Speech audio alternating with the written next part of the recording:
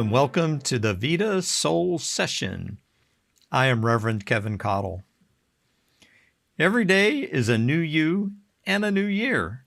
Making resolutions, setting goals, those are noble endeavors and usually a step in a positive and affirmative direction. And they might fade before the new thinking can create new habits, new patterns, new beliefs that you need to accomplish your goals. The new year is as good a time as any to apply spiritual principles and spiritual practices to the new you in the new year every day. In my metaphysical corner of the world, preparing consciousness precedes making a resolution and it precedes setting a goal. In preparing consciousness, you discover this deeper, this richer, this fuller motivation for the changes you make. And ultimately, those changes are revealing more of living spirit that is already within you and already surrounds you. Metaphysically, resolutions or goals often put the effect before the cause. When the effect is before the cause, the reasons, the purposes, the whys for the changes are on shaky ground. A typical resolution or goal is often, I'm going to lose 20 pounds in 3 months by starting this new exercise routine I saw on an ad on Instagram. Now, one might pursue that goal for a few days or even maybe a few weeks, but as the time and the money and the effort add up, as the body aches set in, the journey becomes more arduous than joyous. And the goal appears less and less attainable, and you begin to question if achieving the goal is worth anything or has any meaning. And since the goal and pursuing the goal did not arise from necessarily a change in thinking or from a deep positive feeling, it was kind of a half-hearted collaboration or cooperation with living spirit. It didn't get the full help of living spirit within. You must first change your thinking and then adopt this clear mental equivalent where you imagine your life with that goal already achieved. And that's what shifts the thinking. And with that changed thinking, then it makes it easy to move towards that goal. Now, if you're anything like me, the challenge is not so much changing my thinking anymore. It used to be, it isn't. But it is keeping my thinking changed for the better. In many ways, the science of mind and spirit is a modern-day interpretation of Romans chapter 12, verse 2. And I take this from the Aramaic. It says, "Do not imitate the way of this world, but be transformed by the renewing of your mind. You do so that you may discern what is that good and acceptable and perfect will of living spirit." The easiest and most direct way to heal and grow your consciousness, to transform yourself, is to first notice and then detach from the ways of the world, which is to say, to notice and detach from the thinking of the surrounding world. It means to free yourself from the false allure of the material world, the spouse, the house, the fame, the fortune. And as you do that, you're kind of freed, and therefore, renewing your mind, you can easily change your thinking and change your life. Resolutions or goals are a shift in one's thinking, no matter what, because where thoughts go, energy flows and results show.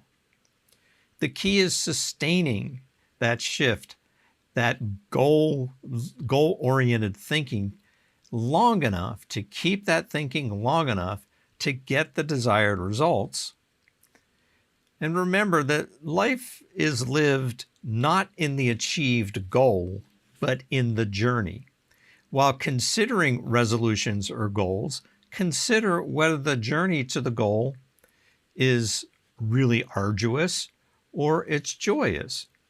If it's all work and no fun, you're not likely to achieve the goal. And if you do achieve the goal, you may not feel it's worth it. If there is anything I consider for a new year, it is to adopt, adapt, and improve my spiritual practices. And that leads to those goals and those resolutions. And the spiritual practices are a kind of a step-by-step process. And it's a step-by-step process that does change your thinking for the better. It does heal and grow your consciousness.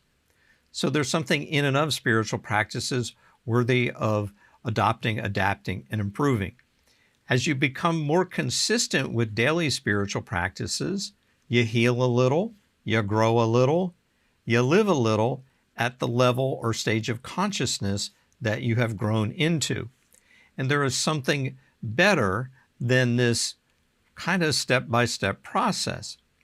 Now, with step-by-step, as your thinking improves, as your thinking advances, you have new and improved thinking, which becomes your kind of new normal, your new static. And there's a kind of an inertia that sets in, albeit it's an inertia with a slightly more evolved consciousness. And the inertia of the new, better thinking then has to be overcome for that next level of thinking. Now, the good news is that with each step up, the inertia lessens. It gets easier to overcome. Your consciousness grows more easily, more consistently, more quickly. The intention is to live more in a divine flow in which your thinking is continually changing for the better, and therefore your life is spontaneously changing for the better. And those spiritual practices are revealing more of the good you already are at your essence. That's all that's happening there. Spiritual practices are revealing more of the good that you are, more of the God that you are at your essence. And at your essence, you are living spirit. Dreaming and imagining are essential to living your best life. Henry David Thoreau said, "If you advance confidently in the direction of your dreams and endeavor to live the life which you have imagined, you meet with a success unexpected in common hours." Try this metaphysical science experiment on yourself. Set the intention that for the next 40 days, you do a mini visioning every day and affirm something positive, the thoughts, the feelings, the ideas that arise from that visioning. 40 days is more than enough time and more than enough repetitions to make these particular practices a natural part of your daily routine. In fact, you'll notice when you miss a day after you're 40 days in. A mini visioning is a type of dreaming and imagining. So it begins with becoming quiet and still, and just follow the natural pattern of your breathing. And focus on your inhale and your exhale.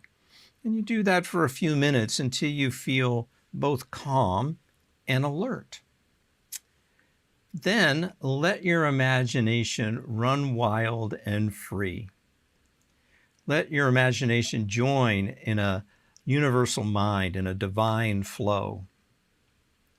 And as you do, allow a divine high idea, maybe it's an idea for this day, or for this year, or your life, or some aspect of your life, like your career, or your finances, or your relationships. Just allow that divine high idea to fill your inner vision. Then you stay with this idea. You savor the divine high idea until these strong positive feelings arise. And these might be strong feelings of love, of peace, of joy, and compassion. And these are all the good of God within you. These are God qualities. They are felt inwardly, and they arise within. And as you feel complete with that phase of this practice, you jot down, you journal that positivity that has shown through, those positive thoughts, those positive feelings, those intuitions. And from those, create and recite affirmations, reminders throughout the day that are based on the thoughts and the feelings and the intuitions that have come through your dreams and imaginations. It sounds a little complicated, but it actually only takes a few minutes. Meditate, allow the idea to come through, savor it, feel it, record it, affirm it. And do this metaphysical science experiment every day for the next 40 days.